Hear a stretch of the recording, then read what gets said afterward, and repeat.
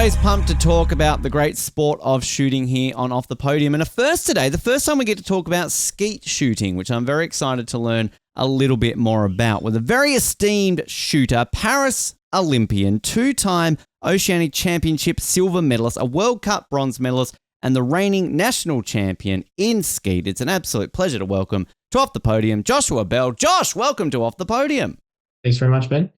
It's a pleasure because I always like to get all the disciplines of shooting on this show so we can learn all about it. Because as somebody who has not grown up around the sport, Josh, I see a gun, I assume it's all basically the same thing, but it's not, because there's different types, there's different guns, everything along those lines. And skeet is something I know basically nothing about. So right now I'm gonna start with the nice and easy question. Explain to me skeet shooting. Josh, what's the simplest way you can explain to me and anybody else out there who thinks they go bang, bang and nothing more, and we need to know exactly what skeet is? Okay, so the gist of it is basically there's 8 stations. If you could picture the shape of the field being like a capital D, basically, and you start at the top of the D, and you work your way from station 1 all the way across the curved edge of the D, and then you end up at a station 7 on the other side, and then there's a station 8 right in the middle. Right. Basically, you follow the arc all the way around the circle and you shoot a different sequence of targets. So when you start on the station 1, you shoot a sequence of it's 1 single and 1 double. Okay. Pretty straightforward. You follow that for, say, the first 3 stations, and then it gradually changes as you go around. And they go through a different couple of sequences over like the durations of the years and different Olympic cycles to try and keep it fresh and challenging. But the sequence at the moment is, a couple of singles, then a double, and then you ultimately come back to the center of the D and you finish on what a lot of people would kind of consider to be the hardest targets of the sequence, which is 2 sets of pairs from arguably the hardest location in the D. Clarifications are basically for skeet, you have to start with the gun off of your shoulder. So you don't get to shoot with the gun off of your shoulder, but basically it goes off the length of your arm is the best way to measure it. So if you were to do put your hand up to the top of your shoulder in a soft sort of posture, nothing too sort of raised or anything. The bottom of your elbow is where the bottom of your gun needs to be. Right. That's the rule of thumb. So then when you see, like on my jacket behind me, you see that yellow line? Yep. That is basically the bottom of my elbow, and that's the starting position for where I have to hold my gun. Fascinating. Okay. Then when I'm ready to call for a target, I call pull. But the beauty of skeet is it doesn't actually come out straight away like some of the other disciplines. It can come out straight away, or it can come out up to 3 seconds delay. Right. Anywhere between that gap. How is that determined? Is it just random, or is there literally somebody there pressing a button to try and toy with you? No, completely random. Unless you're with like one of my coaches that, you can do a manual button. And depending on where I'm at in the day or the stage or whatever, then they're on the button and they're trying to catch you out. Right. Okay. And then completely sort of authentic competition, it's randomized. And in terms of the differences between skeet and trap, the way I sort of read it was that trap, the target goes away from you, and skeet, it's coming sort of from a different direction. Is that correct? Yeah. So for trap, you've got 5 stations, and so let's say you're on station 1, you've got an option of having the target come out of 3 different traps, and all 3 traps have a different oscillation. So it can throw the target out at a different pitch, low, high, medium, high right, high left kind of thing. And there's a set sequence to that, but all over the world, there's like, don't quote me on it, but either 6 to 9 programs that they can operate on. So if you go to a range, you'll probably start to pick up, if you've shot enough of it, you'll pick up what program they're running. Skeet, you don't have to worry about that because it's always the same sequence. And we've only got 2 towers, and it doesn't oscillate in terms of height. Right. It always comes out on the same trajectory, and it's always got a middle crossing point. So when we shoot our pairs, they measure it with a height stick, and they can't be separated unless it's windy. They can't be separated by more than, say, a meter of separation with just natural conditions, but they generally cross at the same time. And that helps with all of our timing and sequencing. The other big difference between trap and skeet is, unless you're in a final for a trap competition, they get 2 shots at every target. We only get 1 shot at every target. Which is confirming what I'm thinking, that Trap's easy. That's why we win so many medals at it, right? Look, Like skeet's harder, so that's why we need to work our way up to finally win those medals in the Olympics, isn't it? yeah, for shits and giggles, I mean, yeah, sure, ski's definitely hard. But no, mate, I mean, you often see like any of the hot shots, you generally don't see someone that is a perfectionist at both. we stick to our certain spots, we put shit on each other, but then we don't actually go venture into it at all. Because I was just going to ask that, like, is there much crossover? Is it, say, like, you know, if back in the glory days of, say, athletics, when you get a 100-meter sprinter would be doing the long jump, you know, it's sort of like, can you sort of maybe just all of a sudden give it a bit of a change up and try to go for multiple medals at Olympics, or you just stick to your own lane, essentially? You can, and there has been history of people doing it, like probably none better than the American shooter Kim Rody. She did a discipline called double trap, and I think she's actually a Olympic medalist at it. Then she transitioned to Olympic skeet, and she's a multiple Olympic medalist. And then I don't think she's won a medal in it, but she also transitioned to trap, and she made their open trap team for a event or something as well. So probably no better example than her to be able to take one hat off and put another one on. But they've never done it consecutively at the same time. It's Right. always like finish a cycle. Now I'm going to try my hand at this. And same within Australia. Like we've had a couple of people follow trap, then kind of have a change of heart and go, no, I'm going to give skeet a chance. And then they've never looked back. But yeah, we don't tend to cross over. Is it frowned upon? Like if you discover one of your skeet teammates wanted to make the switch over to trap, are you going to, you know, maybe not sit next to them in the lunchroom the next time you see them? No, not really. The way that some of our events work, it just so happens that, depending on what location they're in, you might go, like normally our events are held side by side, but some of the venues we can go the whole weekend without actually seeing each other. Right. It's very, very segregated. And then even when we travel overseas, normally, trap team flies in first, shoots their event, and then there might be 1 or 2 days crossover. They fly out, we fly in. Right. So Okay. just not that there actually is a divide, but it just seems to be the way that everything's sequenced that we don't really get to do all that much with each other. The Olympics was an exception because obviously, like you're there for the whole duration, you get to support your team, and it's a limited field of like your country people that are there with you. So I just love hearing sort of the dynamics because, you know, there's so many sports where, again, you sort of think things are very similar, you're on the same page. I think I say cycling, for example, you're on a bike, right? But I mean, you know, if you're a BMX rider, you're doing something completely different to a track cyclist, even though it's sort of at the gist of it, you're on a bike. This might be a very smart or very dumb question then, Josh, but are you using the same gun as somebody in trap? they've got set differences. So the trap gun will have, because you're like kind of doing different movements and you're using different parts of your body, essentially different ways, you need to be very probably more pivoting would be the right word, is like they're generally a heavier gun and they sort of point a lot different to what mine would.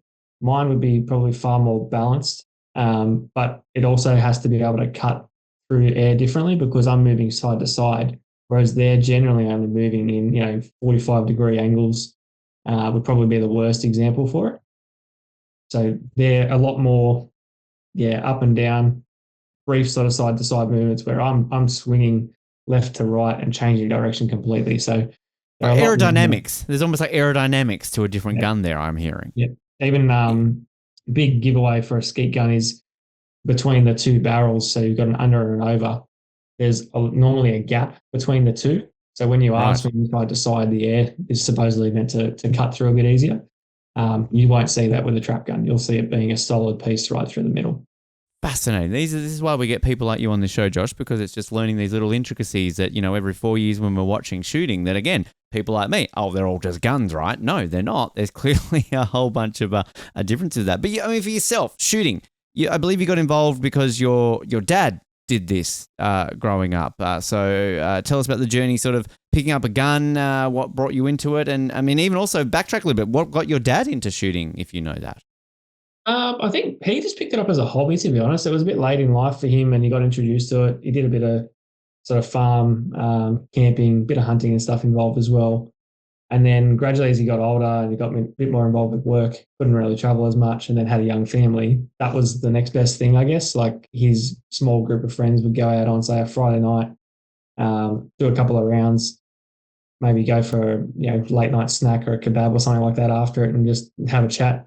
And that's kind of how I got into it. I was involved in soccer, basically, was my pathway of sport growing up, and I just always thought I was going to be a big time soccer player. Mm. And then as I progressed through it all, then I realized, you run into pretty much what I've realized every single sport has these days. But like, you got the political battles, you've got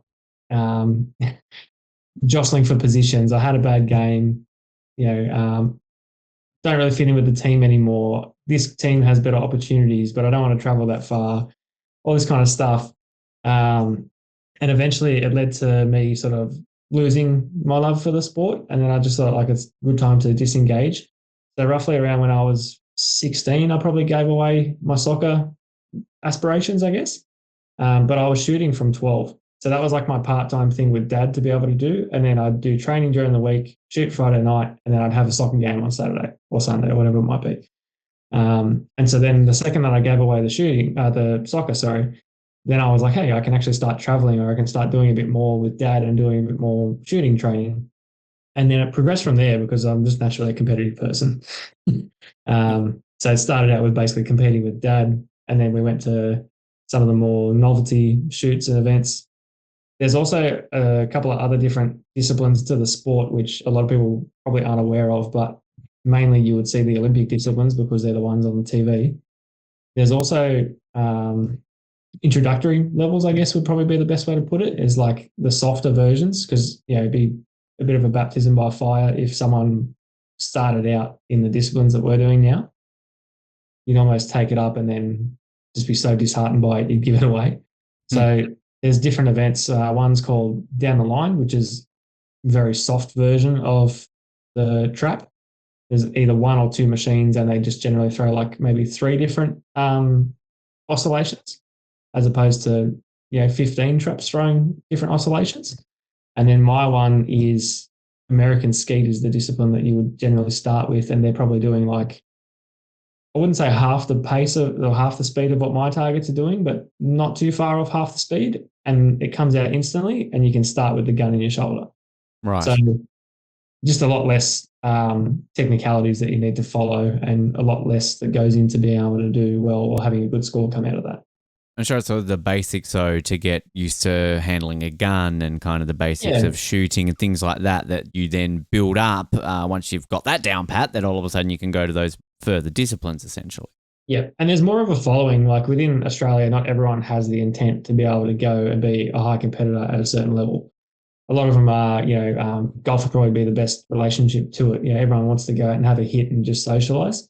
They would be the best versions. Like the discipline I mentioned before, DTL, you could go and shoot that every single weekend at a different club or a different venue in Sydney, and everyone just follows the events. The American skeet, a little bit less of a following, but you could probably shoot it every second week if you wanted to at a different location, maybe as far as Bathurst, Terry Hills, all those kind of places have gun clubs that regularly throw events there. And so they actually get a really good sort of turnout to them, but it's more from the social side. Our events, like this year, if I was to shoot the selection events that we have that I need to go to maintain like team selection and overseas travel, the minimum I would have to do is 3. The most I would have to do is probably 6. Wow, okay. So I always find there's that social aspect of, say, like target sports. We had Peter Bukalava's archer on a couple of months back, and I sort of talked to him about how I'm surprised archery is not more of like a social one, because you think of, say, something like how there's a trend of the axe throwing now, right? Like a target sport, people play darts in a pub, and I always get absolutely drawn to all the target-based sports and Olympics, be it archery or shooting, because I just love the tension, and I think they're incredibly exciting. So I'm always intrigued why that there are some of these sports maybe aren't more sort of social gatherings, and I think maybe they could be. Yep.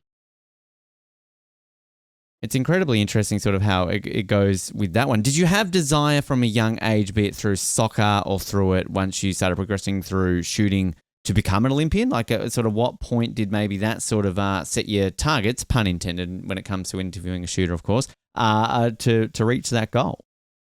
It did, but like, being completely transparent, like when you first take it up, you're kind of not thinking that far ahead. And then eventually by getting involved at sort of a young age and then being around some of the other Olympians at the time that were going, that's what kind of brings it to the forefront of like, oh yeah, this guy's been here, this guy's been there, maybe I can do that.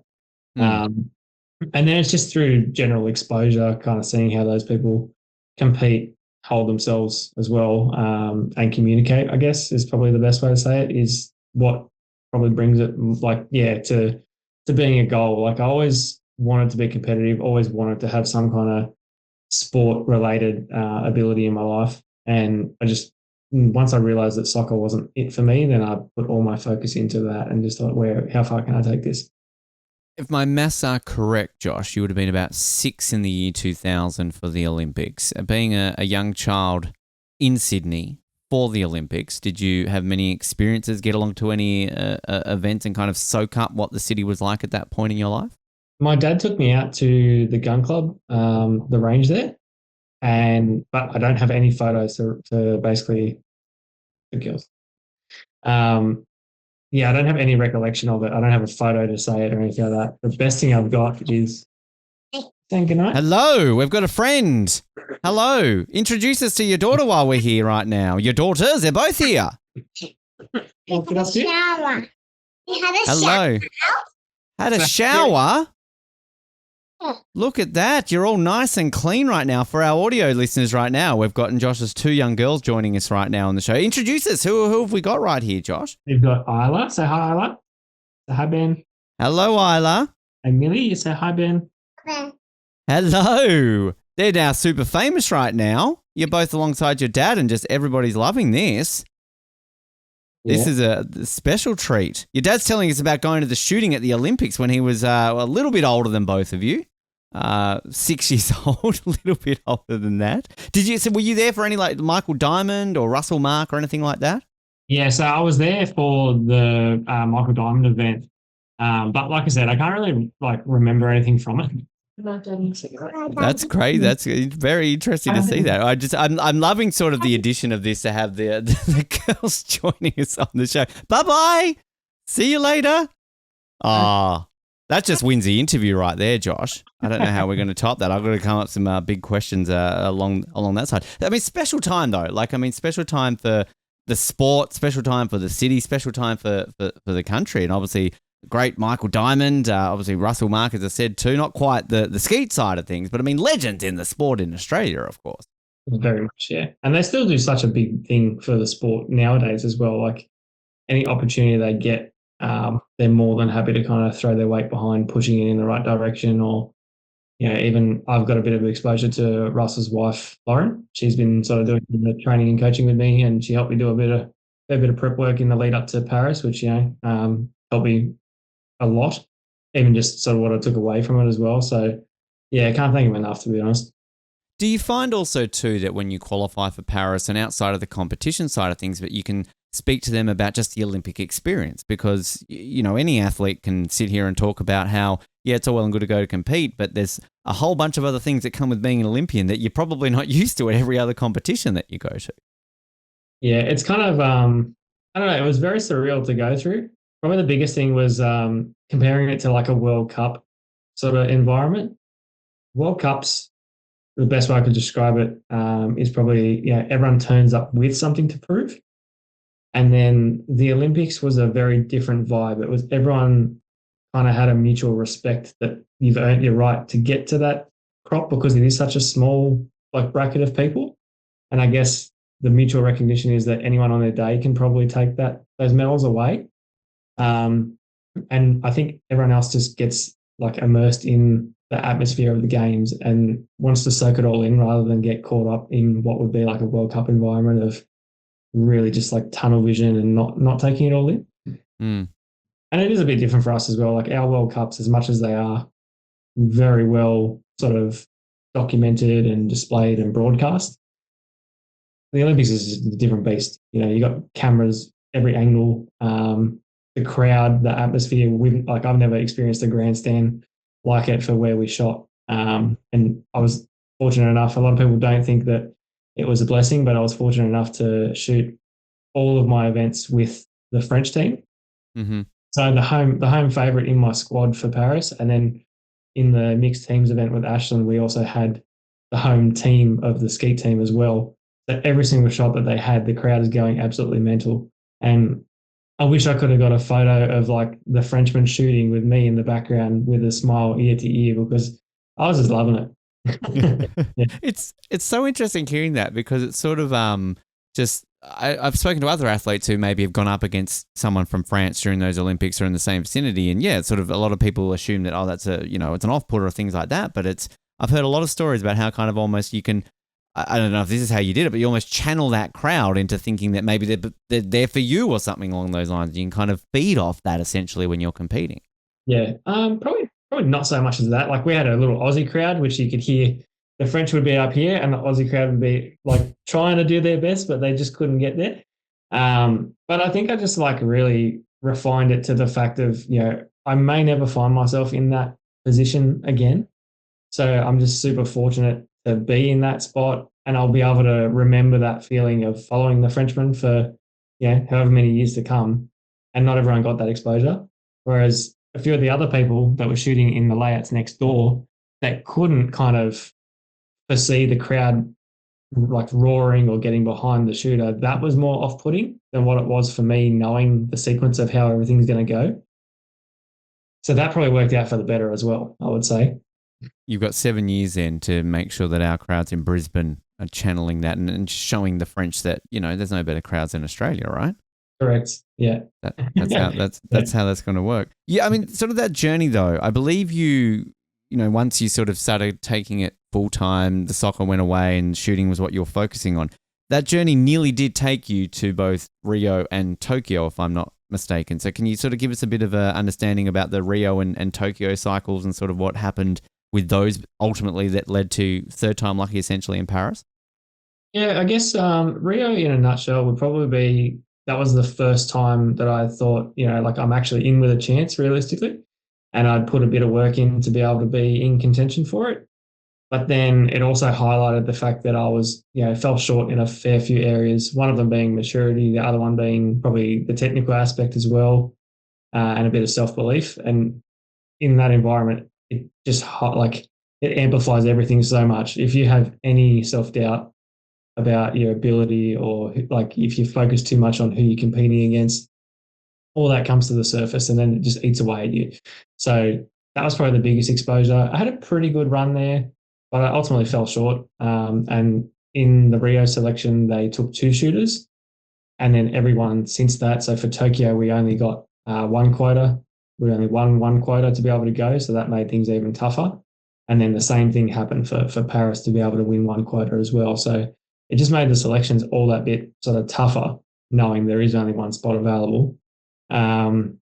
Tokyo was good. I was in it right up until the last event, basically. And same thing, there was a few, I call them dramas, learning experiences, and just ruffled a few feathers of myself and couldn't bring it back together. And that's ultimately where I lost it. Came down to a final, and there was a couple of, I wouldn't say political issues, but there was a couple of complaints that were lodged about timekeeping and reporting times, and that ended up with me being docked for 2 targets leading into a final.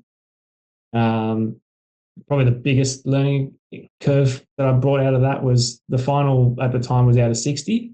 So being deducted 2 targets, you're already on, if you shot everything, you're on a 58 out of 60.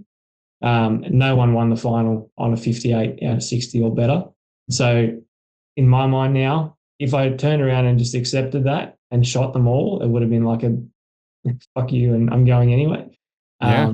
But the inexperienced person of me got the shits at it, and then I was like first or second out of the final, and that just completely put me behind the 8 ball.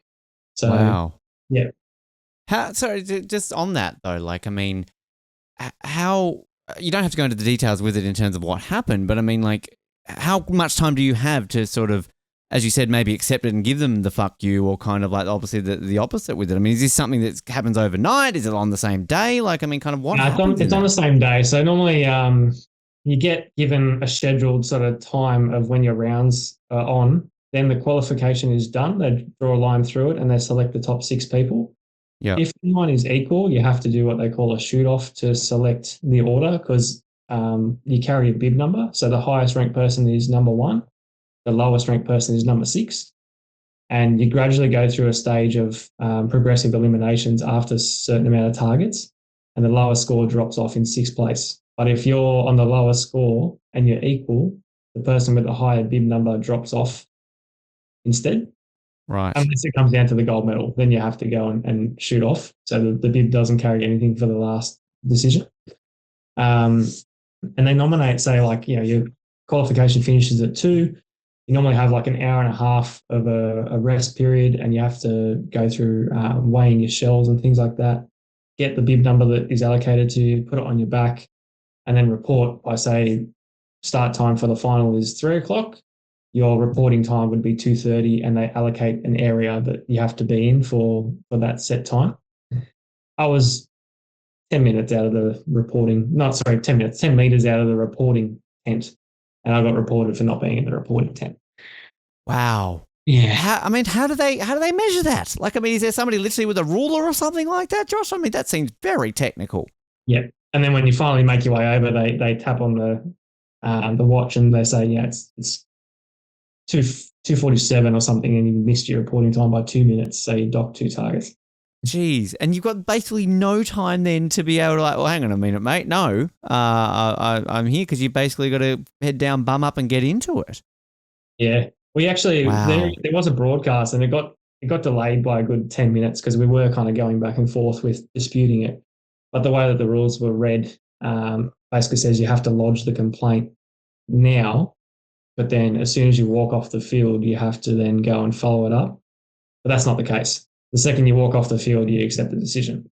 Wow. Yeah. Wow. Jeez, I tell you what, they're pretty brave doing this sort of stuff with a bunch of people with guns. I mean, to piss you off. I mean, other sports maybe, but shooting, we can't do anything in our sport. All right. Jeez. Wow, that's crazy. That's crazy. So, I mean, okay, then that all happens. You're not on that plane to Tokyo. Is it a case of you are then so determined to turn this around and push it towards Paris, or are you so pissed off that you may be even questioning your place in this sport anymore and if it's worth it? No, I've never really had that mentality. I think, to be fair, the guy that ended up going to Tokyo, he was the right guy for it, because mentally, I think even if I had shot the score, I probably wasn't fully prepared for what that would look like, and even more so with the way that COVID sort of like came about as well. I think, sounds very salty of me, I would much rather be at that games. There's no like disputing that. But if there was ever a games to miss out on, that seems to be the one. And that's kind of, I guess, the place of where I put my mind to be able to accept that and then move on.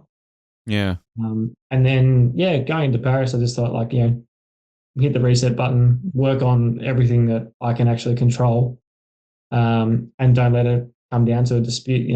Any of these reporting times now, I'm there half an hour before, and I'm waving my arms around, like, make sure I'm here. I'm here, everyone. I'm here. Mark me off. I don't care about anyone else. I'm fucking here. Let me see that piece of paper to prove that you've ticked that box. I am here. I mean, it's fascinating. And also, I guess the positives too is that it's only 3 years then, isn't it, to the next Olympics, where obviously it's usually 4. Really fast. Yeah. Yeah. And sort of it's that uniqueness of how Tokyo. Do you then sit around and watch the Olympics, or are you sort of still pissed off at the Olympics that you maybe just don't tune into Channel 7 that time around and just do something else for a couple of weeks? No, I was heavily invested in it, because even all my friends were still there. So like Penny, all that, they were there. I was cheering them on in the finals. I was wearing my little Olympic kit to work and cheering them on, trying to work away with a screen in the corner, watching them go. I live and breathe it. It is what it is. And at the end of the day, even when I know I made it to Paris, it made it that much sweeter, because there's no other way to put it. Like, it absolutely sucks missing out. But there's different kinds of people. There's people that take that and actually channel it in the right way, and there's people that take that and throw their hands up in the air and probably walk away. And then use it as fuel, essentially, to get there. And obviously, I mean, it worked. You got to Paris. We'll get to that in a moment. But sort of in that cycle between Tokyo and then Paris, you make your World Championship debut in Azerbaijan. You get a World Cup medal also in Azerbaijan in the lead up to the Olympics. So obviously quite a good period of time there for it. I mean, what's the qualification process like then? So did it change from Tokyo in order for you to get into Paris, or was it essentially the same and kind of going on what you're saying, you knew what you had to do then in order to secure that debut Olympic spot that you ultimately achieved? There was a few sort of like multiple elements to it. So one of the ones that they changed, you actually, as much as you could win our selection series to go to Paris, there was another element to it where you had to win what they called it was a QROG point. And the only way you could get the QROG point is by attending either they had like a timeline nominated for you to be able to achieve that QROG point. And it started from like the World Championships in Croatia in 2023, I think it was, all the way up to the very last event, which was, I think it was Azerbaijan. Yeah, the very last event to be able to get it was Azerbaijan before, which was, I think, April last year. Right. Wow. Yeah, but the only way you can get it, it all depended on how many people actually attended the event for your discipline. But essentially, if there was over 100 people, you had to be in the top 50. Right. Okay. And that it's not actually an easy task, depending on where all those locations are based. You know, you've got grounds that are really, really picturesque and like high scoring grounds. And then you've got some other ones that, you know, like I went to Cyprus. The place I actually got mine was Cyprus, and I worked really hard, but my score probably didn't reflect like where I wanted it to be. But it was one of my highest placings. Yet Cyprus is known to be super windy. So the scores across the board were all slightly a bit lower, but that just reflected that my efforts were a little bit better. And I ended up, I think my QROG placing was 25th, around that. So I was really pleased to be able to just walk away and get that. And I wasn't actually that many points off trying to make the final as well. So essentially, when you get that point, then you know you're on the plane essentially from that point on. If I was the only person that shot our selection series, and I came 10th in our selection series domestically, but I'm the only one that achieved the QROG point, and there's a quota, I go. Wow. Okay. Yeah. So it's sort of like in a way, I don't know, like in athletics where maybe you've got to hit a certain time. But you then might only be 9th in the national trial, but you've hit the time essentially, so you know you're going, if that makes sense. Yeah. Right. So the same thing, like I would never do it, but I could stupidly think I'm sitting pretty. I don't have to train or I don't have to do anything because I've got my QROG point, and I don't think anyone else is going to get it. But the second that one person proves me wrong, and they could be coming 9th and I'm 10th in the selection series, they go. So, you know, you can get as complacent as you want to, but I was never going to be like that. It's just sort of hard work. And where it got really tricky was we had 4 domestic events that led to, that was like stage 1 basically. And if you had to be in the top 3 after the 4 domestic events to then progress through to the international events. And they were, so your total score, plus you get points for where you place in the finals. Then there was a World Cup in Qatar and there was a World Cup in Azerbaijan that were back-to-back. So we were away for a good 3.5 weeks to be able to finish the second part of the selection. Some of the people in the team, not only were they competing to be that head person in the selection, they also had the background challenge of trying to get their QROG point. Wow. So, yeah. A little bit of pressure. Which one were you focused on more, you know? Like you can win the selection, but if no one gets the QROG, no one goes. They have to hand off. Wow. Yeah. So essentially we could have like the 10 best shooters in one discipline, but they haven't got that QROG point, so they're not going to go. That quota spot for Australia basically will just go unused essentially. Yeah, they have to hand it back.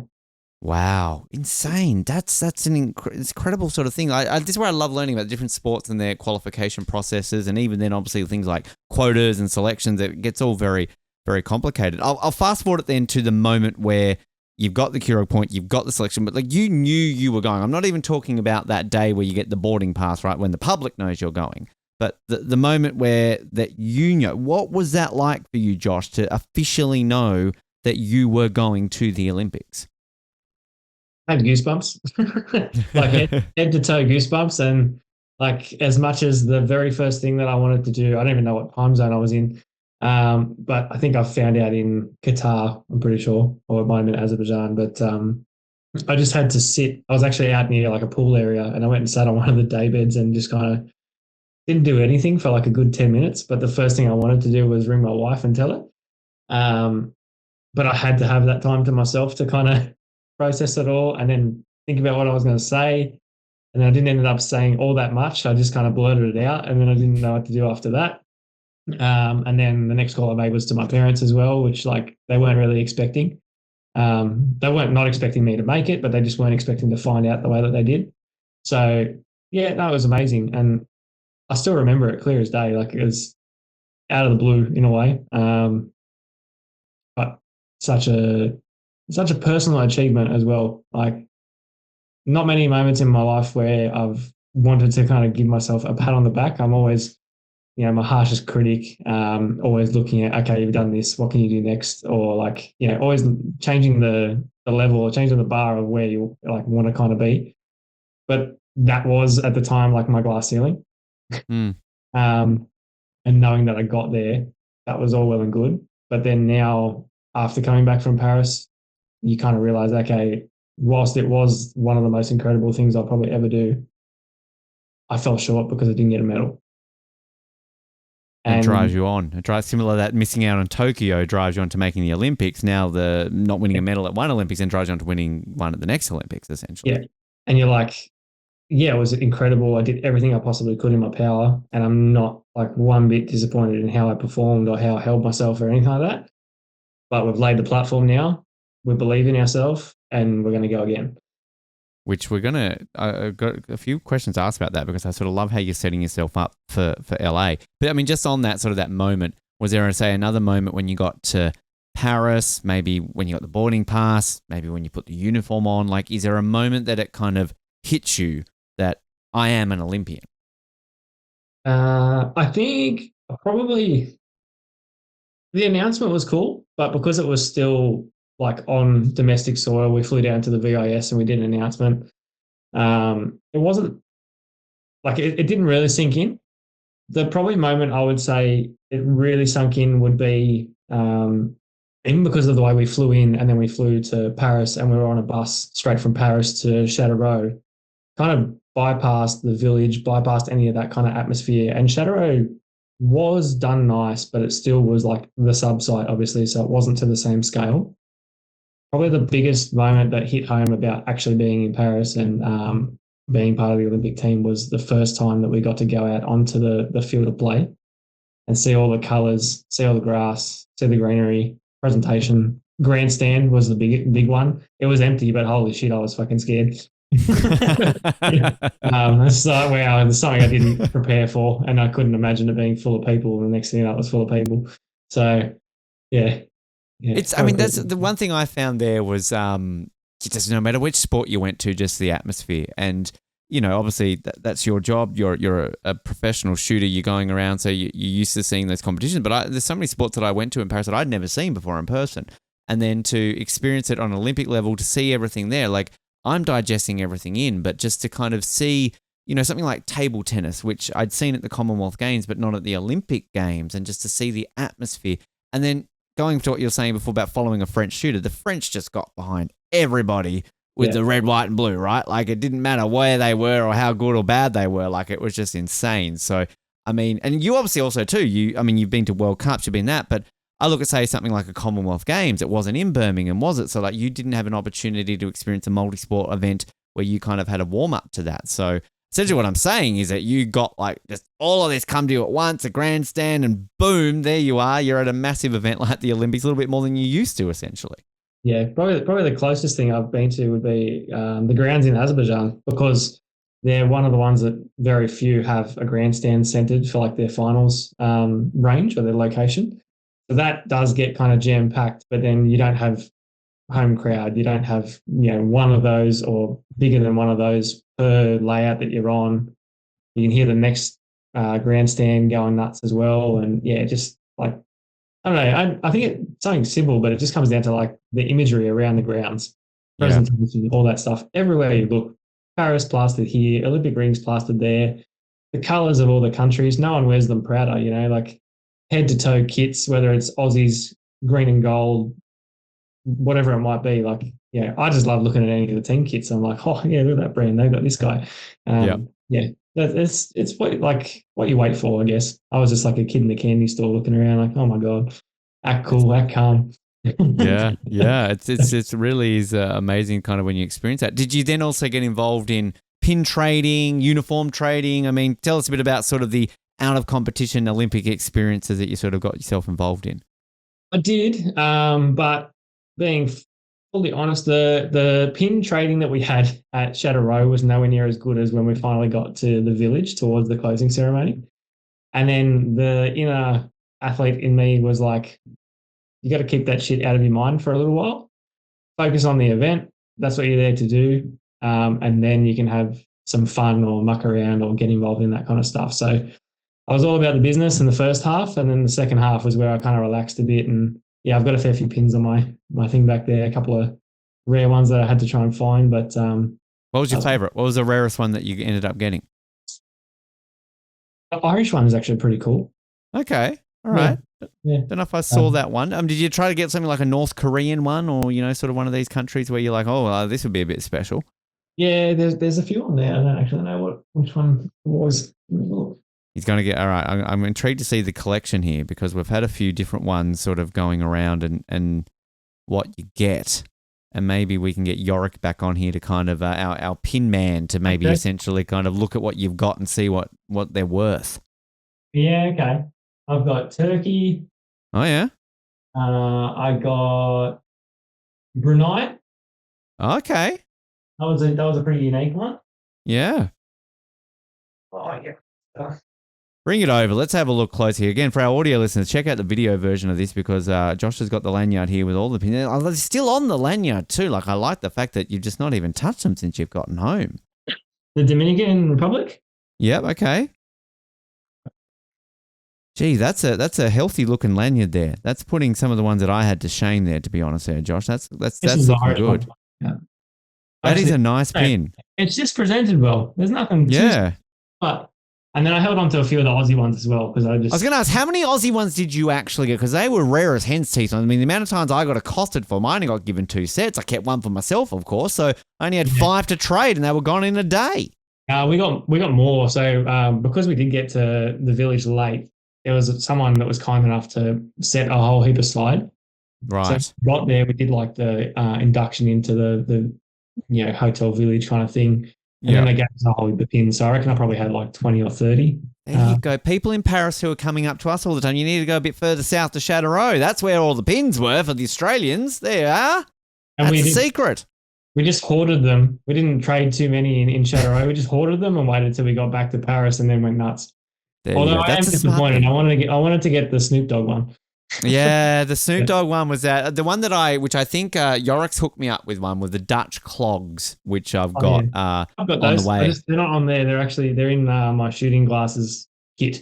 They're cool like those ones. And the ones actually that apparently, so we have, a pin guy, Yorick, who sort of talked about it. He was talking about how I think NBC had ones like they had, say, the wardrobe department for NBC would have a little wardrobe that would open up, and then think of like a little makeup one that like they were almost like movable things. So, there's a few there that are just kind of very intriguing. So, LA, I mean, Snoop Dogg had one in Paris. How many is he going to have in LA? Yeah, even when we ventured into town a couple of times, there was people outside the village and they'd set up on like the footpaths and they were doing the pin trading. Yep. I did end up trading one because they had I don't know which Olympics it came from. This one, it's shooting related and it's the USA team. Oh, nice. Yes. I don't know how old it is, but I thought, I better get that one. Hey, got to get that one on there. Did you get involved? So like the beautiful thing about an Olympics or any of these sort of things is the merchandise, right? And they generally do sport specific. So like every, sport had a t-shirt, every sport had a postcard. Like, did you just go crazy in all the shooting merchandise that you could get? Yeah, I tried to get as much as I could out at the complex, but they didn't have all that much on hand. It was lucky the athletes got to go in, I think 1 or 2 days prior to any of the fans or the supporters. And so I bought a couple of things for myself, but I was trying to really buy a fair bit of stuff to send home for family and friends and stuff as well. Yeah. Did you get your girls a Frege? Did you have to get them the plushy little mascot for them? I did. Yeah. Good. All right. We're Team Frege on this podcast, Josh. So, the more Frege, the merrier. And the biggest burning question about Olympic life, of course, the muffin. Did you do the muffin and was it worth it? I did the muffin. I can't say I was that impressed with it. Okay. Let's just say by the time we were ready to go home, I was over the food option. Yeah. Yeah. What were you craving? What was like the biggest Aussie thing that you were missing out on? Oh, probably just a schnitzel. Schnitzel, to be honest. Yeah. Yes, gotta love the snitty. Oh, good answer with that one there. I heard from some of the athletes, the tiramisu was better than the muffin. I don't know if you had tried the tiramisu No, at I all. didn't have a tiramisu. To be honest, I don't have that much of a sweet tooth. Okay. I'm more of like a lollies kind of guy, and there wasn't too many of those available. So I'd have to go to the shops and kind of hoard them, which I did. But yeah, just nothing too sort of free in the hall. That's all. Burning questions on this podcast, obviously, when it comes to all of that sort of stuff. Competition side of things. Actually, before I get to yours, you competed, if I'm not mistaken, after Penny won the bronze. And of course, that was Australia's first shooting medal that we'd won in 8 years at the Olympics since Catherine won back in Rio. I mean, what was the mood like? Just sort of the fact that we'd gotten a medal, and was a bit of a buzz around the shooting team at that point, that sort of that drought had been broken? Yeah, there was. There really was. But like, I get along really well with Penny, and I was sick watching her. Like, I was so nervous because she had to go into a shoot off as well. Yeah, that's right. And there was a whole heap of, it's not controversy, it's definitely not controversy, but there was sequencing on the grounds. There were, at the time of when she was scheduled to go and shoot off with like X amount of people, I think 2 or 3 people for the spot, the groundsman, the toilets that day had backed up. So all the people had used the toilets too much, and the sewer tank that they had there was backed up and it was about to overflow. So Wow. the sewer truck that was coming to suck out the pit had to just magically had the timing perfectly that when they were about to start shooting the targets, there's his truck backing up going beep, beep, beep. And the grounds people and the groundsmen coordinating the event, they aren't in coordination with the people that are running the shooting side of things. They just Wow. think, blinkers on, I need to pump this thing out and you can wait. But then there's broadcasting times and things, and they're on a schedule. So they're talking to the jury people that are running the event. There's arms being thrown everywhere, people saying, you piss off. It's not fucking happening. So in the background, I'm watching Penny and she's sitting on a seat and she's just like tunnel vision focusing. And I'm just thinking, please don't let this distract her. And I felt really, really bad for the lady that ended up missing out, because my observation is that she did get distracted by it. Yeah. I think she may have only missed like her first or second target out. And then Penny just stepped up and knocked it out of the park and off we went basically. But yeah, Wow. it wasn't the best way for that to go down, I think. Yeah. Yeah. I mean, everyone's talking about all the shit in the Seine. All the shit was happening down there in Châteauroux, basically. That's crazy. You couldn't write it. No. Yeah. I mean, there's a story to tell. Why did you miss out on an Olympic medal in a shoot-off? Oh, because there was a truck clearing out poo from a toilet. I mean, that's the Olympic stories we need to hear on this podcast. That's insane. I mean, I remember watching it from the media center, and obviously we were all very happy that Penny had gotten that bronze and everything. But does it inspire you a little bit to see one of your teammates, somebody you're close with, that nice shiny piece of metal, a bit of the Eiffel Tower around the neck, and kind of spur you on to go that little bit better when it comes to you competing? Oh, absolutely. Yeah. All it did was just you go in there with belief, and just to see people, I guess, lay the foundations, see her go and do it. You just, brightens yourself and think she's stepped up, she's done the best she could, and she's walked away with a medal that she's going to have for the rest of her life. And there's nothing stopping you from doing the same. Yeah. Amazing feeling. Day one for you, you're 18th after day one, heading into the second day. Of course, top 6 go through to the final. What is being said after day one? Because you've got that unique distinction of kind of almost like halftime for you is essentially 24 hours, basically. So how do you take that period in between the first day of qualifying and then the next day and kind of going then into what ultimately be a shot, pun intended once again, of making that Olympic final? Trying to overthink it, to be honest. A lot of the work goes into all the stuff that's led you there to date. So don't go like questioning that you need to do anything extra over or special to try and seize the second day. It's all just about going about your own business, execute the plan that works for yourself to the best of your ability, and then letting everyone run their own course and race, and then seeing how well they cope with pressure as well. It's defending a lead or knowing that you're first, and then you need to hold to that sort of standard and stay in is very different to being an outsider and then wanting to perform and just keeping the pressure on. I don't know which one I prefer. I think I'd still probably rather be in front and have a few up my sleeve. But yeah, you just learn to do the best that you can and worry about yourself, and the rest works itself out. It's not in your control, I guess. All you can do is hit the next target in front of you and hope that that's enough. Bit of voodoo magic going on mentally, hoping that people in front of you miss shots. I mean, it is one of those unique sports where kind of you are spending a lot of the time hoping your opponents fuck up. Yeah, for sure. I guarantee well, for me anyway, when I was watching Penny or even the other trap boys, I was so invested in it. Like I'd go home and I was so tired and just drained from the day of spectating and supporting. But I'd watch our boys. I'd roughly know where they're sitting, and then I'd go and watch the people that are with either above or below them, and I'm keeping track, like every single shot, going, oh yeah, he's missed. Yeah, sweet. James and Mitch are up, or Penny and Catherine are back in the mix as well. And it's just like it was draining. By the time they were finished, I was fucking glad. I was like, okay, now it's my turn to just worry about myself.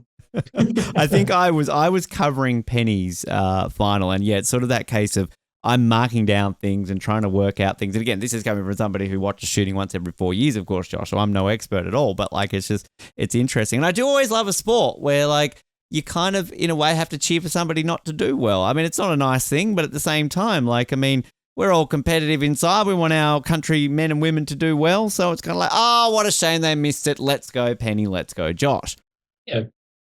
It's just how it works, right? It's kind of like, all these other ones. Ultimately, 25th for you is where you finished. Second day, ultimately not where you wanted to be. I mean, you've sort of touched on it already, that sort of given you that inspiration to go towards that medal come LA. But I mean, what was the mood like from yourself that night in terms of you'd done it, you'd competed at an Olympics, ultimately not where you wanted to be though?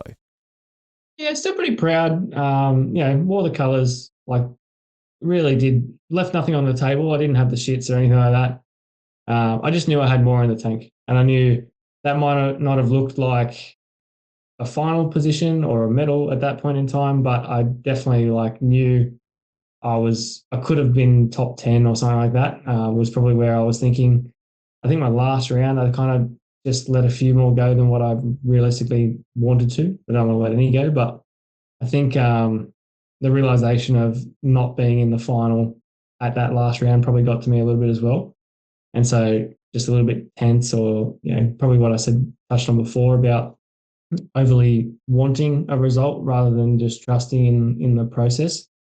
And that's a big thing for shooters, is like you can get this built up tension in your body that you're somewhat not aware of unless you're got a coach like watching you and they can compare it to the normal movement that you have. You can go from being super smooth and free flowing to really rigid and really stiff movements, and that's not what you're after when it comes to a good shot, basically. And I think that's probably where I ended up. And how do you change that? Like if you're rigid and the coach is saying don't be that way, like I mean, is that more mental than physical at that point, that you got to try and revert back into where you're meant to be rather than where you are?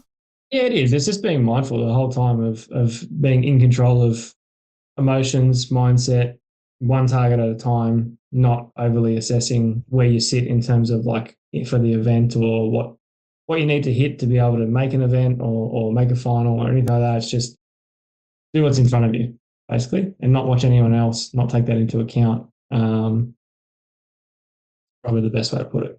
It's the weirdest comparison I'm ever going to bring up on this show, Josh, but I think you know where I'm going with this. Is it kind of like Happy Gilmore, where he's got to find his happy place and you've essentially got to sit there and just think about something to get you in that zone? Yeah, and everyone's something is different. Some people I know like there's a few Americans that say their happy place or their place that they tend to shoot the best at is like managing to get their heart rate to like 160 beats a minute, but Wow. physically you're not doing anything to do that. So you have to, I don't know, they put themselves into a false sense of almost like a panic in a way to be able to get there. Fascinating. I'm not like that. I'm a far more chill approach. And that's probably where I try and keep like my free flowing movement and not be rigid or not be stiff in my movements and things like that. Yeah, it really is like probably one of the biggest things about shooting is there's a different approach to it for each person. I love hearing that. I love hearing all those sort of things. And after however many episodes of this podcast, nearly 500, it's the first time I think I've mentioned Happy Gilmore's Happy Place. So, I had too many Cool Runnings references on this show, so we had to get a Happy Gilmore eventually with that one. After your individual event, a couple of days later, then you've got the mixed team, which is the first ever time we had the mixed skeet team at an Olympics with Ashlyn. And you went into this. This is where I mentioned before, bronze medalist at the World Cup. You and Ashlyn won that earlier that year. So I can imagine a bit of confidence going into that. Ultimately, a 11th place. I mean, reflecting on that side of things, how do you push on that? And is that sort of where we're also tracking for 2 medals for you in LA, given sort of the progression that you both have made in that competition? Unfortunately, at this stage, LA doesn't look like it'll have the skeet teams. It'll revert. Oh, come on, LA! What's going on? It'll revert back to what they did in Tokyo. So it rotates every cycle. So Right. Tokyo was mixed teams for trap. Paris was mixed teams for skeet, and then it'll be back to mixed teams for trap in LA. And then Brisbane, we get the home one though. At least you win gold on home source. So that's fine. At least. Hopefully, the home one we actually have both. Yeah. Well, I mean, we just got the deadline, didn't we, to extend the sports program? So who knows what sports we're going to have at this rate? That's right. But nervous another 12 months because we don't actually know. Yeah, we have no idea what's going on there. But I mean, it must have been you got the rare opportunity then to, compete twice, because going back to the very beginning of this interview where we said, it's not really something that a lot of shooters get that opportunity to do and compete in more than one event at an Olympics. Yeah, that's right. It was really nice to know that, but after you finish your individual, you're not done. No matter how you finish or how you wanted to finish, or you win a medal or not, doesn't matter. There's another event. Wipe the slate clean. Teams is a bit different, much shorter qualifying period. So you only shoot 3 rounds for each person instead of 5 over the individual qualifying. And the finals run slightly different with a different sequence as well. But the change in the teams was like learning to actually be a team. So me and Ashlyn generally worked pretty well together, and we're both a very similar shooter in terms of like where our mind's at, not overly focused or stiff or anything like that. We seem to get the best out of each other when we're kind of a little bit more relaxed, have a bit of a laugh, shit stir each other. If you miss one, I'll be like, I can pick your socks up. or don't worry, I'll carry you through this round or something like that. And that's probably the best way to put it for those is, as much as it was very serious and we took it very serious in our approach, like you said, the bronze medal in Azerbaijan, I would have liked to reverse it. I would have liked to have missed out in Azerbaijan and won the bronze in Paris, because we actually ended up beating some pretty formidable people in Azerbaijan that ended up winning medals in Paris. Yeah, the Americans, right? The couple of medals, wasn't it, to Austin, I believe, was it not? He got a couple of medals? Yeah, Austin they won the silver in the teams. She had Vinnie Hancock as a partner, and then she also won bronze, I think it was, in the women's skeet. And Connor won silver in the men's skeet as well. And yeah, so that was the team for who we beat in Azerbaijan. It's always good to beat Americans in shooting, right? I mean, it's always that sport you feel they should be better in the Americans, but I mean, Yeah, well, that's one of the aspects for LA that makes me really excited too. Like, obviously, all things going well, and there's a lot of work to be done before actually getting there. Yeah. But what an opportunity! Like LA, home games, gun-loving country. They probably won't build a grandstand big enough because they have such a strong field of people. Yeah. That, to me, that's almost like, probably not to the same extent, but I would put it on the same page as watching the USA basketball team, because you got a 4-time gold medalist in Vincent Hancock. Yeah. That has openly, I think, declared that it's going to be his last games, that assuming he gets there as well. What a way to go out. Yeah. Like, yeah. That's And he's insane. I mean, it's one time that you're going to go to a sporting venue in the US, and the sign that usually says no guns allowed is probably not going to be up for once. It's always yeah, it's a weird thing when you go to a sporting event and you see a sign, "Do not bring a gun here." yeah. Of course, but that's interesting. The thing though that like it's so fascinating. We've talked about this in before. We've had Sergey on, we've had Elena on. We'll talk about the pistol side of things. But like, if you look at the history of Australian shooting at the Olympics, we've won 12 medals at the Olympics. 9 of them have come from trap. Like, 2 of them come from pistol. 1 of them came from a non-event, a rifle event at the Olympics. Never in skeet.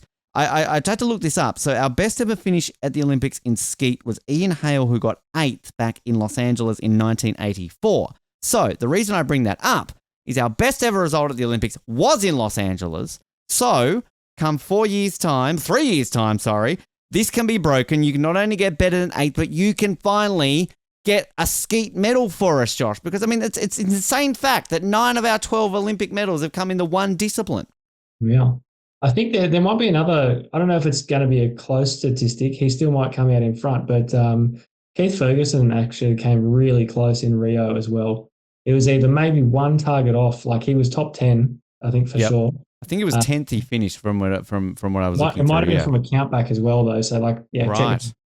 Yeah, I think he might have been 7th, possibly. I think there could have been people tied on the score. So there you go, Ian. Your record's shot, literally. Huh? I'm on with the puns today. This is going well. I mean, we're getting there. Clearly, we're showing that the skeet sort of is something that we're just hanging there. We're just so close to it, Josh, that this is going to come in LA. I feel it. Yeah, we are. We're getting there. I think the biggest thing is like what you touched on before. You know, we've got such a rich history of trap shooter, and when they come back, generally they do pass on that knowledge to the next generation. You know, like I don't know if it's still happening now, but like Russell Mark is James Willard is like a protege of Russell Mark. You know, and there's a lot of communication there. And then it keeps going on. Whereas, like you said, we haven't really had the medal success as such in skeet, and now it just comes to like anyone that's sort of up and coming can't really reach out to the domestic help. We have to then seek international help, and that might mean jumping on a plane to go to America or do some coaching or Europe or something like that, and just being able to get there and have the expenses and support to be able to do it. Speaking of expenses. 2 things on this. You've already got the fundraising page up for LA, which we will obviously link. People can donate for that one. Great initiative to get it started up there. But you, if I'm not mistaken, raised about $25,000 in the lead up to Paris, which you got an award essentially for raising so much money, essentially, because you're that good at it there, Josh. So tell us about that. And I mean, you've got the goal at 20,000 for LA. Raise it. You're good at this, you know. 50,000. Keep going, you know. Get yourself a nicer hotel room on the way up there. That's how good you are at this sort of raising. First class, business class. Go for it. Hopefully, but that was sort of last minute because we did find out very late. I think we found out in the official nomination for the team was June, obviously last year, and then we were on a plane early July. I think we flew out 14th of July or something like that.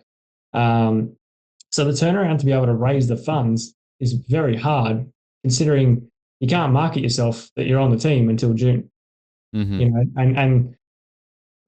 and speaking from experience, not many people want to back a person that is likely to go to the games. You know, that's just the truth of it.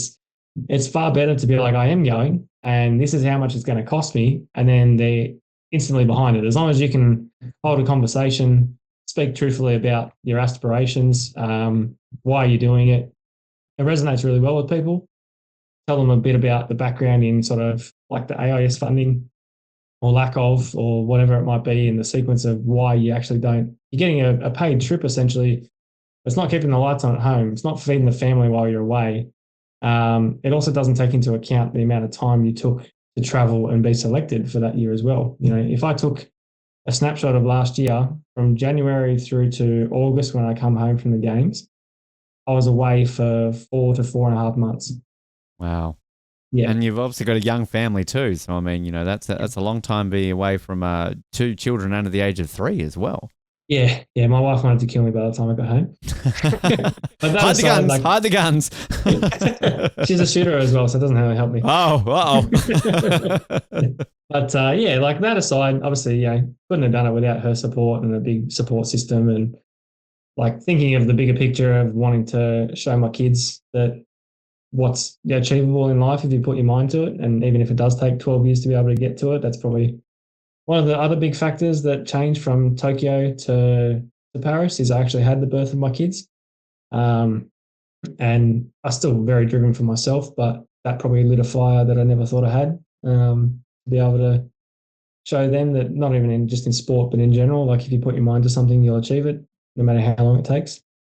And that was the same principle that drove me along for the fundraising.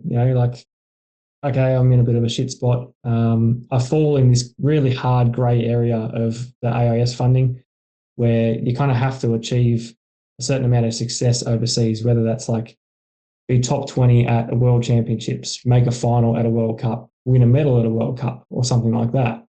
Until you have that breakout performance, you don't get access to the funding. So you got to fund yourself to a certain extent, get that breakout. Then they say, oh, look, you show promise. We're going to help you. And then there's a whole other thing of, like trying to be successful outside of sport and growing a career that you can fall back to when you're said and done with the career of sport and feed the family and all that kind of stuff.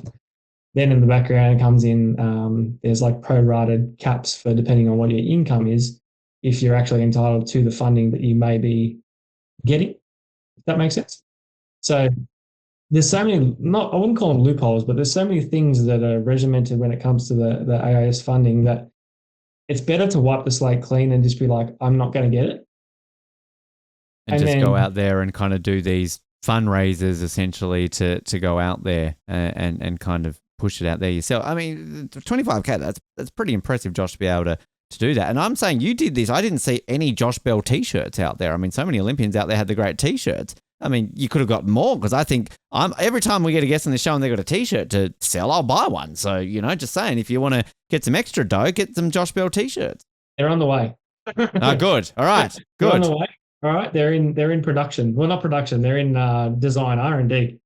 Right. You tell me when they're ready, my friend, and I will get one and I will proudly wear it on this show and help promote it when I can. Because I love sort of these initiatives out there that go there. Because again, as we discover constantly on this show, people think you're an Olympian, that you must be rolling in the dosh, right? Because, you've gone there. But unless you're Ariane Titmus or, somebody like that, you're not. And no disrespect to the great Tasmanian Ariane Titmus, but we all can't be on Harvey Norman ads, can we? So that's right. That's the other thing that probably taking away from Paris as well. Like, I want to use the platform. I want to turn around and not be in this position. And I'd love to do work with the Aussie Athlete Fund, who like sort of initiated that process of doing the fundraiser page and going out and getting this stuff in place. Even to the point where now, like, I'm doing meet and greets with like functions of businesses to try and come on board. I've recently signed up to a sports agreement with a manager to be able to try and target some more endorsement opportunities. And, just because it hasn't been done in shooting to date doesn't mean it can't. Like Sergey got some really good exposure at Paris through Powerade. I was gonna ask you about that. Have you gotten some through his Powerades or his 420 pies or something like that? He seems to be getting these endorsement deals. Yeah, no, Sergey can have those ones, mate. But hopefully, taking a page out of his book, just because it hasn't been done doesn't mean it can't be. So, where can we start? How can we put our sport in Australia in a good light? Not just everyone thinking that we're, mad people running around with guns, but that it's actually a very challenging sport. It's got its challenges for the actual activity, and it's got its challenges for the funding and being able to go away and do it as well. I'm just saying right now that for your endorsements, I did see that you're a bit of a fan of a good bath. So maybe we can get some like bath salts or some bubble baths going on there for you. And maybe we can sort of have a, Olympic shooter Josh Bell in a nice bubble bath promoting something on, our TVs at night. I think that could work. I haven't gone down that avenue, but that you are bang on, you're right. You're welcome. Nothing beats a good bath. I just want to put this out there on the record that a bath is a fantastic thing. Can we celebrate baths more, right? Because they are just the most relaxing thing at the end of the day. Put on some great relaxing tunes, some bubbles, have a glass of beer, wine, whatever you want, and you're sold for the night. Thank you. I'm glad that I finally meet several people that enjoy baths. It's honestly, it's not as like a 50-50 split as what I thought it would be. Mm. Yeah, people. Do There's a you lot find less people look that down don't on you? enjoy. I find some people question you. They're like, "Why?" Yeah. And I'm not saying it's because maybe it is. Maybe it's not a manly thing to do, but it's 2025. Anything's possible. We can do whatever the hell we want now, no matter what gender. So more men have bars and celebrate it. That's what I say. I'm not out to please anyone else but myself. Exactly. Exactly. Was there a good bath in the village there at Chatteroo, or were you stuck with No. showers? Showers, mate. That was it. Yeah. Damn, you would have been top 20 by far if there'd been a good bath there. LA, if you're you're right. listening, what is it at USC? Isn't that where, or UCLA, one of those ones that the village is at? So, make sure there's a nice bath there. Josh, we close out every single interview with a set of get to know you. 10 questions, the OTP 10, we're calling it. They're deep, they're hard, they're easy. I don't know. We're about to find out what you think of them. So I'm going to start off with the first one for you. What is one thing that you never leave home without when traveling to a competition? Deodorant. Smart. There you go. Although also, if you did sink a bit of BO, could you put the other competitors off maybe? It could, but it's more of a put off to myself. I can't smell bad. Can't do it. Yeah, true. Okay. Well, you can just coat yourself in the links and maybe it just makes people cough, right? Kind of goes out. Endorsement deals. I'm trying to get you links if you're listening. Gillette. I don't know if you have a go-to. What's your go-to deodorant? Dove right now. Dove. Oh, Dove, if you're listening. Proud sponsor of Josh Bell Olympic shooter. There you go. That sounds good out there. What's a tradition or superstition that you follow before every big competition? Got to have a good meal. Doesn't have to be the same meal, but I'm very selective on what it is, depending on what country I'm at as well. It's kind of hard to channel, but you should be able to find a decent steak somewhere. Might pay through the nose for it in certain places, but yeah, it's the price you pay to be able to be like, yep, okay, I've ticked the box and I'm not going to get salmonella the night before or something like that. And that's a secret to why you're raising 20,000 and not 10,000 because you want half of that to be good steak money. So smart. What's a song that is on every one of your pre-competition playlists, no matter what? I've been a Morgan Wallen. Okay, all right. Yeah. Get you in the zone. All right. Yeah. Is it? I mean, such a mental sport. How important is maybe taking a few moments to listen to some tunes before you go out there and shoot? It links back to what I said before. You got to find your happy place. Is that screamo music that gets you really amped up and aggressive, or is it like listening to Bob Marley and just going with the flow? Like, really, just depends. Yeah, not too much on what you do. Like dance music, bopping music, because it gets you moving a little bit. But yeah, I know like several people listen to a heap of different stuff, AC/DC, all that kind of thing. You're tempted to like go out there on the range a little bit too loud again to put people off. Like I just feel that shooting needs to be more of a sport where there's more psyching out. Like you're also respectful of each other. There's got to be like a couple that are out there are just going to piss you off. Yeah, skate's a bit hard. Other than like walking in like a certain direction and maybe making someone balk to be able to have to go around you. Trap's a bit different because there's so many options. You can cough, you can throw a shell, bounce it off a bucket, hit a microphone, all that kind of stuff, whatever it might be. There's a few options. We can muck around with it for a little bit when we train, but otherwise it doesn't happen in competition. You can name names if you want to, but is there one of your competitors who's like worse than the others? Oh, absolutely. Okay. Don't want to name names or? No, I won't say who, but like they'll shoot and they've got, let's call it a Yeti bottle for argument's sake, another plug. You can spin the lid, but it's like a metal. And if you spin the lid and it hasn't locked in, it's really noisy and loose at the start. Right. Like a real tinny noise. Yeah. There's a specific person that will do that every single time someone's about to call pull. And that noise in the background just goes like, you wonder what it might be until you learn that it's him. Ah, and right. Then Okay, I'm going to pay attention next time to see if that picks up in the microphones, maybe on the broadcast. Or a few referees that have become aware of it. So I don't know how long you've been aware of it for. They getting docked 2 points to cost them a competition, or no?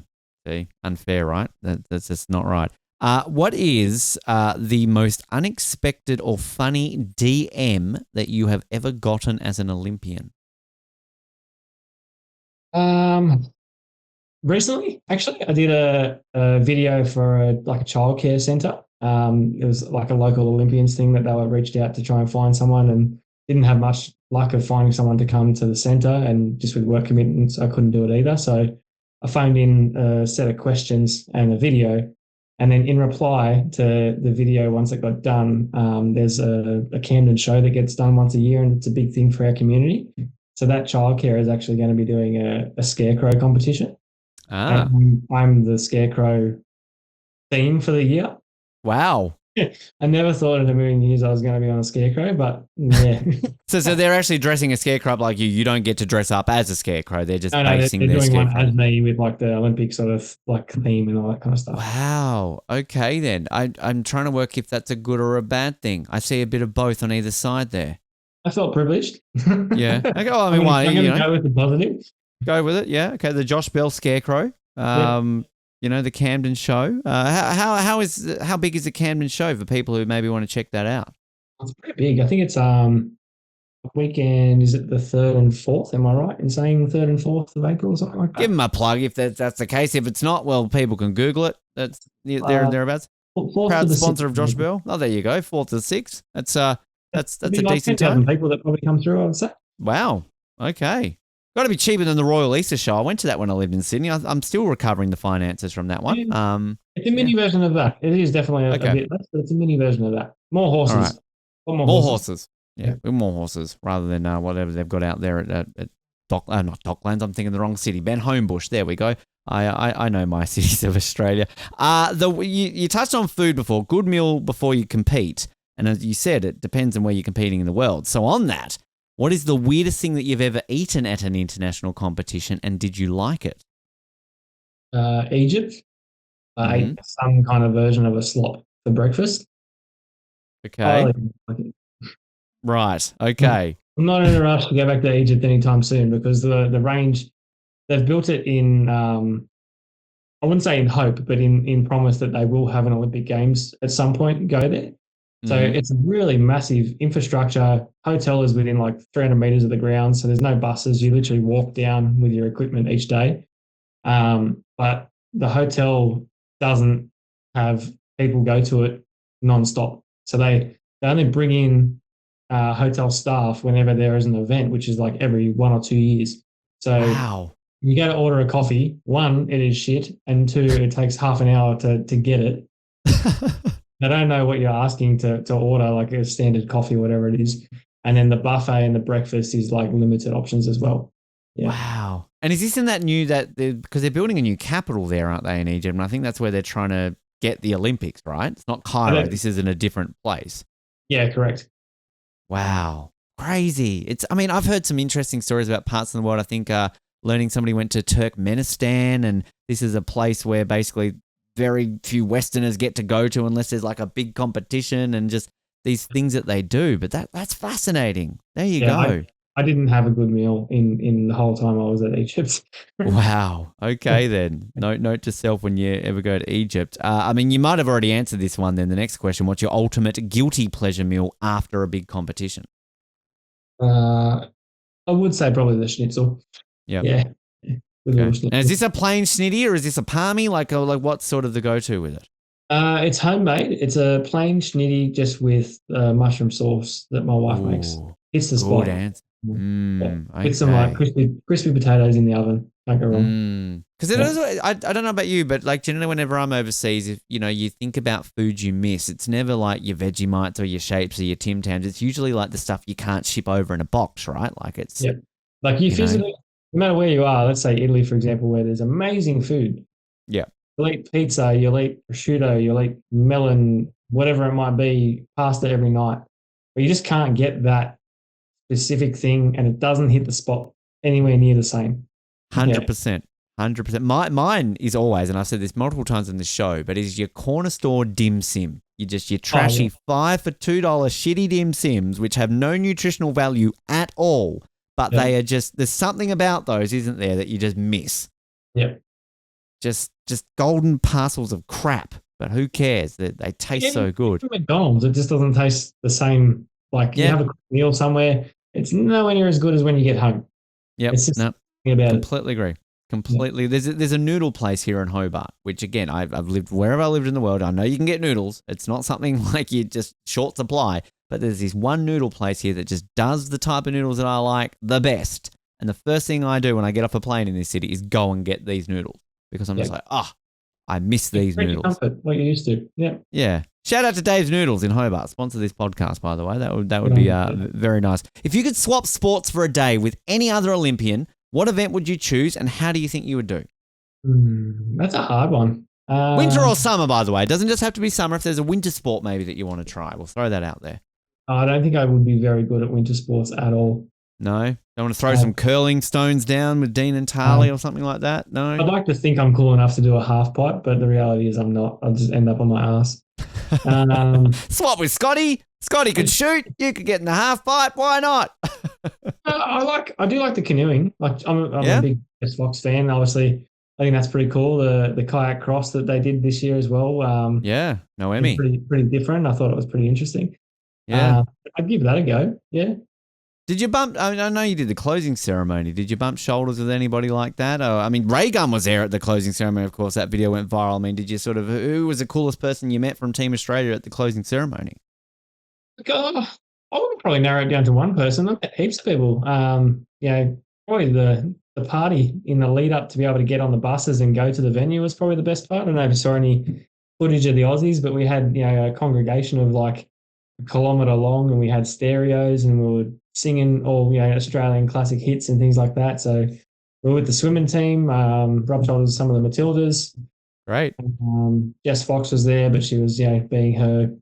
She was up on stage, wasn't she, getting inducted? Yeah, she was like sort of political self. She has to hold herself to a higher standard than everyone else that's letting their hair down a bit. But no, it was really good. Just everyday people, It's It was a fun night, and I think, it was a unique evening. And I think the biggest letdown, though, was realizing that Snoop Dogg wasn't performing there, right? Like, we all had that expectation, and then, yeah.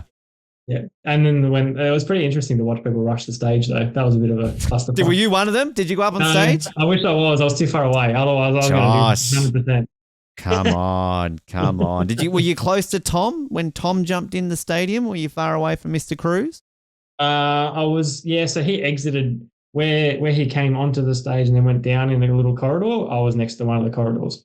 Right. Okay. That close to Tom Cruise. There you go. That's a cool little story. If your Olympic journey were a movie, what would the title be and who would play you? That's a hard one. There's so many shooting cliches that we could go with. Yeah, there is. Yeah. On Target, the Josh Bell story. Fired up. Something a bit more humorous. I don't know. Yes. Thank you for pointing out the humor on this show. Sort of slowly goes down a little bit. Come on, Ben. Going out with a bang would probably be the title. Going out with a bang. I like it. Any actors? Tom Cruise, maybe? I don't know. Is there anybody you sort of, see playing Josh Bell? I like Ryan Reynolds. Yes. He'd be good at that. Yeah. He can play anyone, Ryan Reynolds. Yeah. Okay. I'll take that. Coming soon to Netflix or a theater near you or wherever you like that. This is when we used to have a similar question about, is there a movie on your sport or a Netflix documentary? My always go-to with any sport was, has James Bond done it?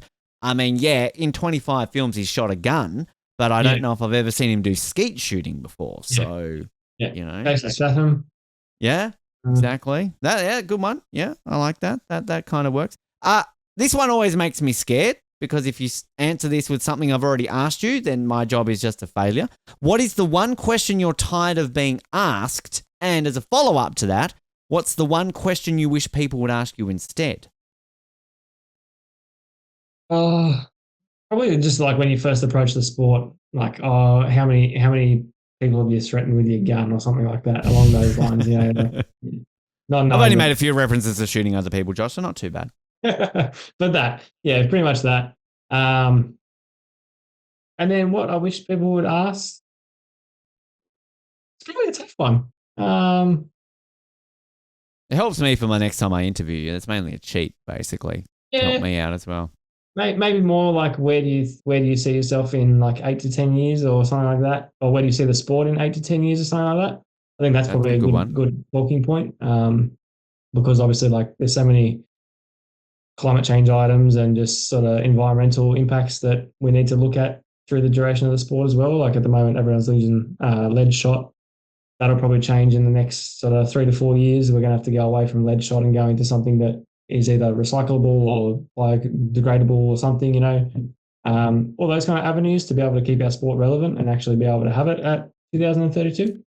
I've never thought about, of all the sports that are affected by climate change, I never thought of shooting as one of those. That's interesting. So lead is officially on the way out. It's been announced, has it? Yeah. Wow. Yeah. Well, so what are the options? What options can you have besides lead? I think they're playing, I don't know the full extent of it, to be honest. I just know that you either get with the changes or there won't be a shooting sport, basically, is the best way to put it, because there will be, you know, climate activists come on board and be like, this isn't good, blah, blah, blah. So the more we can make our sport green and better and not be impactful to the environment, the better. I think they'll pursue like a polycarbonate or like a rubber type scenario. Even steel is still better than lead. Interesting. Okay.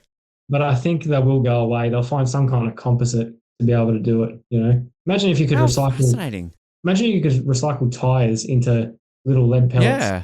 You know, like okay, something like that would be pretty cool. It's so interesting, Josh. Like it's literally just blown my mind. It's just, you know, I can think of so many sports that climate change are going to affect, but shooting was just not one that ever crossed my mind. So there you go.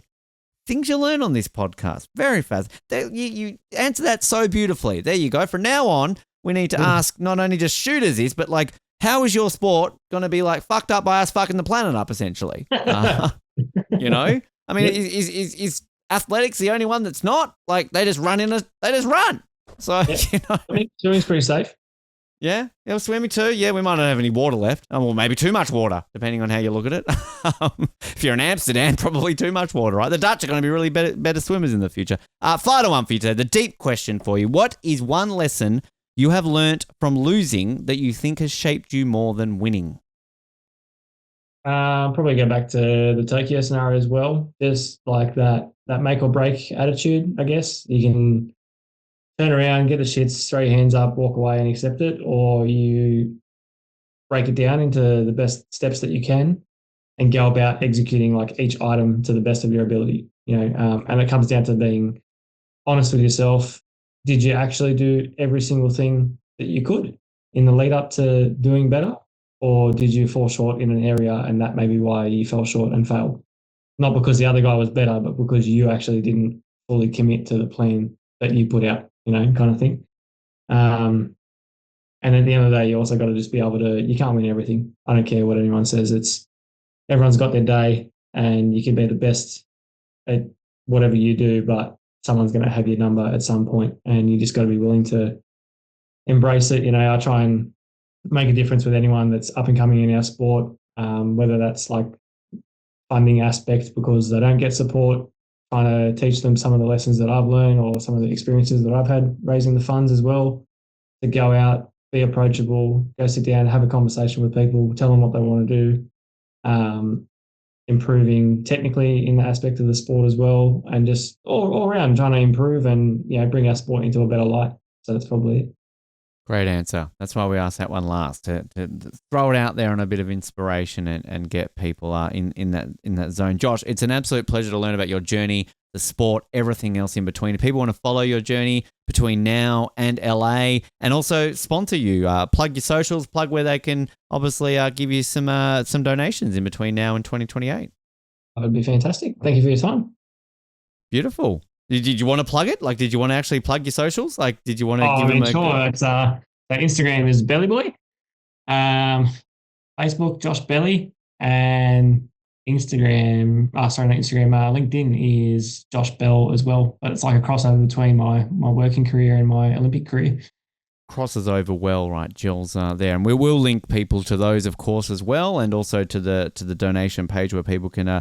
go some donations your way, Josh. But seriously, it's been an absolute pleasure, mate. Good luck between now and LA, and we'll get you back on the show at some point in the future, hopefully with multiple medals around your neck, shiny gold ones. That'd be really nice.